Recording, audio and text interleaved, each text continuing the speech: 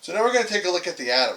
The atom is made up of three basic components. We have the protons, the neutrons, and the electrons. And each have a distinct function in this unit of matter. Protons have an electrical charge of a plus value. Electrons have a negative electrical charge.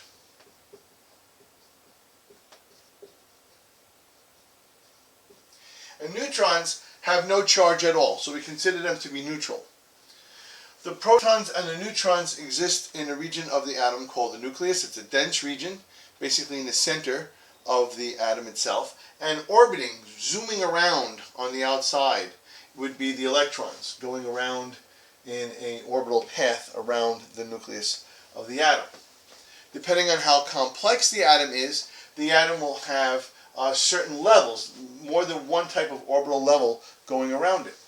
This is a very basic helium atom, and when you get beyond helium, the constructions get a little bit more complicated, and we're going to take a look at those.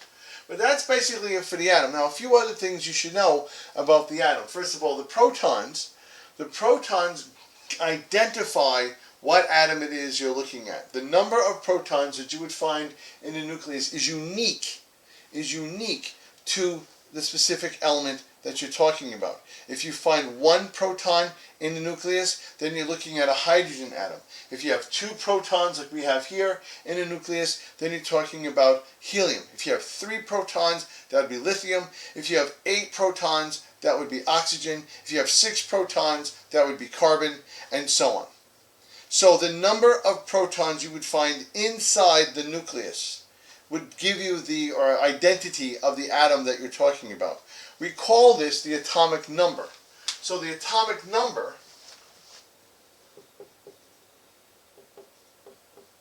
just equals the number of protons in nucleus.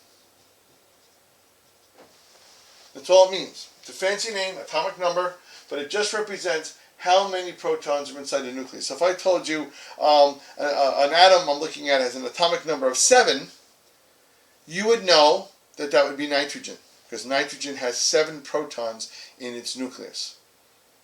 So that's all the atomic number is. The atomic number just means number of protons.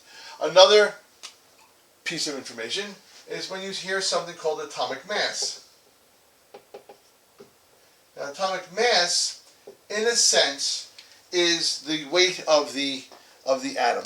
And since electrons have virtually no mass, they generate virtually no weight. We don't count them as particles or added to the weight of the atom. We just look at the particles that are inside the nucleus. Now, this is where the neutron comes in, because the neutron has mass just like the proton does, and it gives weight to the atom.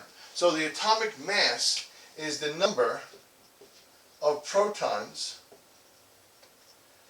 added to or plus the number of neutrons. Okay? So the atomic number of protons, the atomic mass, the number of protons plus the number of neutrons. And I'll give you some examples of those in a moment.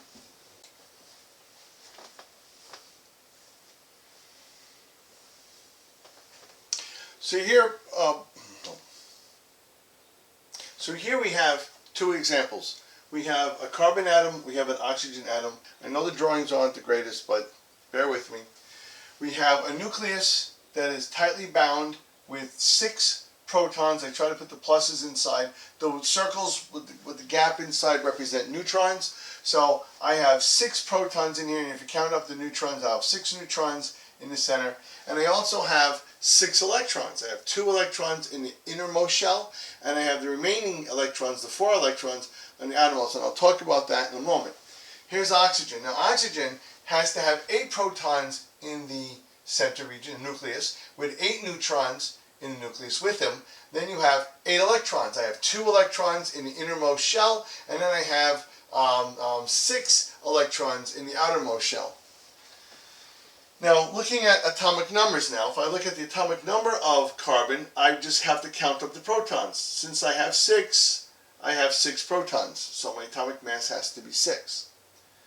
If I look at oxygen, I have to count up the number of protons, and I find out that there are 8. So the atomic mass for oxygen is, I'm sorry, I said mass. I didn't mean mass. I meant to say atomic number. The atomic number for oxygen is 8. So the atomic number for carbon is 6 because it has 6 protons in a nucleus, and the atomic number for oxygen is 8 because it has 8 protons inside the nucleus. Now, if I magically put 2 protons inside the carbon nucleus, guess what happens to the carbon atom? It becomes an oxygen atom. If I go into oxygen and I magically remove 2 protons, the oxygen magically becomes carbon. Now, it doesn't work that way in terms of just magically going in and coming apart. Nature has a way of doing this. Nature has a way of building, but it's very complicated. It's called fusion. And we talked a little bit about this when we talked about the creation of the universe and how, matter first came into being and how the matter then condensed into become stars, and massive stars were able to do something called fusion. And fusion takes hydrogen and just slams them together, and the particles, the protons that stay together in the nucleus are now building other types of atoms. That's where these came from. Just to go back and refresh you on that. Okay, so now I have the 6 proton carbon, the 8 proton oxygen over here. Notice that the electrons balanced the number of protons, and since the electrons and the protons have electrical charge, that's very important. The neutrons are important also, but for a different reason. Neutrons do not have electrical charge, so their presence helps the nucleus stay stable, helps the protons stay together, and also gives mass to the atom. When we translate that mass, we say it gives it weight. But mass and weight are a little bit different. But technically, it just makes the atom a little more heftier, a little more heavier. The electrons and the protons now I want to focus on, because since they have electrical charges, if they're out of balance, the atom becomes electrically charged. When there's a balance between protons and the electrons, the atom is neutralized. For instance, if I have 6 protons, I could say I have a +6 charge in the nucleus. Since each one of these is a plus electrical charge, and I have 6 of them, the nucleus would be positively charged by +6. When I look at the electrons going around the nucleus, I notice that each electron has a negative charge value. And if I count them up, I have 6. So the orbit has a -6 charge. Each electron is negative, and I have 6 of them. So the orbit is negatively charged. The nucleus is positively charged. If I have 6 positive inside in the nucleus, and I have 6 negative on the outside, do the math. What's the total charge of the atom? It would be 6 protons plus 6 negative electrons.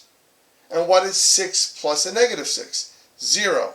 So the carbon would be electrically neutral. The positive in the nucleus cancel out the negative in the orbit.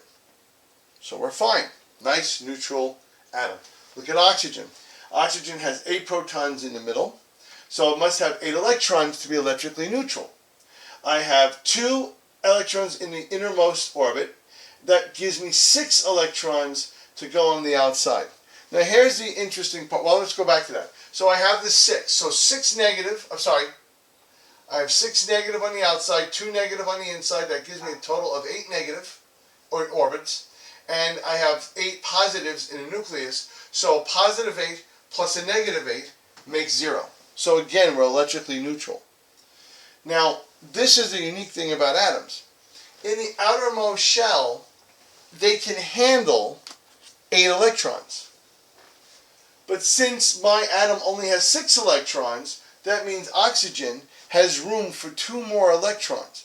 Either it could pick it up by them zipping by freely, or it could steal it from a nearby atom, or it can share it with a nearby atom. It depends on the condition.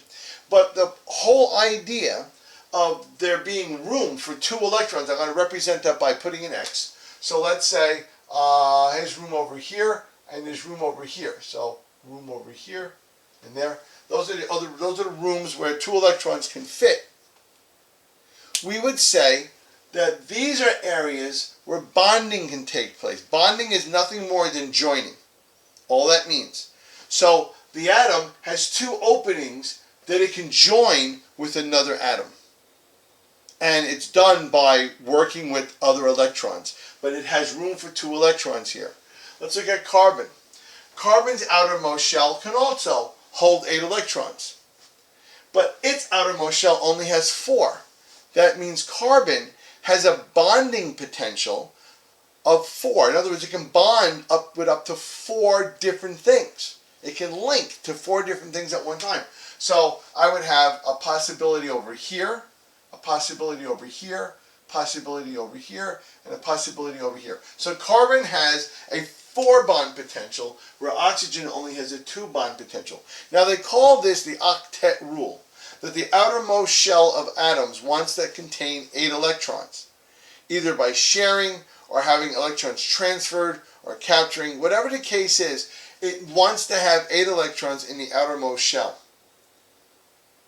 And if it doesn't have 8 electrons in the outermost shell, it will try to get 8 electrons in the outermost shell some way. And that allows atoms to join with other atoms. And now you're starting to build material. Once you have that condition, materials now can start building. Hope that makes sense. The bonds, the little gaps here are like openings where electrons can fit, and when that happens, it can bring atoms closer. It can make atoms share their electrons. It can take electrons away, and we'll take a look at that next. But we call that bonding. So carbon, if you want to represent bonds, show you what the bond symbols look like. If you have carbon, carbon has 4 bond potentials on the outside. So we would say carbon has 1, 2, 3, 4 bonding potentials. Those little sticks represent bond potentials. And I like putting it in a north, south, west, east orientation. It makes it easier to see what's going on. Do they stay that way? No, they can actually move. Their positions can actually move. But when I start off drawing out my atoms, I like to put my carbon as a 4-pin structure. Let's look at oxygen. Now, oxygen only has 2 bonding potentials. So I would draw oxygen like this. Here's my oxygen atom, and I would say 1, 2. It has 2 bond potentials. And again, they can move. When you're looking at water, okay, water would be H2O. So you would have O here, and you would have an H, and you would have an H. See how I move my bonds? Okay, I'll explain what that shape is in a little bit. But when I'm just drawing out to represent bonds, I do it this way. I do a north, south, west, east. If it's 2 bonds, I just do a west-east position. Hydrogen, since I looked at it, hydrogen has 1 proton in its nucleus. So it must have 1 electron going around it. Now it's electrically neutral. But in the innermost shell, which happens to be the outermost shell for the hydrogen, there is room for just 1 electron. Because right, maximum you can have is 2. So hydrogen has 1 electron. So that means there's space for 1 more. So hydrogen has a 1 bond potential. So hydrogen would have a 1 bond potential. So looking at this over here, what I could do is just draw a dotted line and say, okay, so hydrogen's 1 bond joins what oxygen's 1 bond. So they make the bond look like this. And then oxygen's 1 other bond will join to the other hydrogen 1 bond, and they link, and you get that shape. I'll do this again a little bit clearer, but that's basically for bonding. Remember, bonding is just a linking. How the atoms link together. That's what the bonding is. And the reason why atoms bond is because they're trying to fulfill the octet rule, the 8 electron rule for the outermost shell, if they don't have 8 electrons in their outermost shell. And that allows atoms to stick together and build, and now you start getting complicated structures. Instead of having elements, where atoms are just elements, just quickly, an element is basically made up of 1 type of atom. So each atom is its own element. If I put two elements together, two different elements together, because of bonding, I'm now building something called a compound. And now the structures become more complicated. Reactions, characteristics change, and things start to now happen. We're slowly working our way to where life becomes. But we have to take a look at how chemicals work with one another before we can get there. Okay, next video.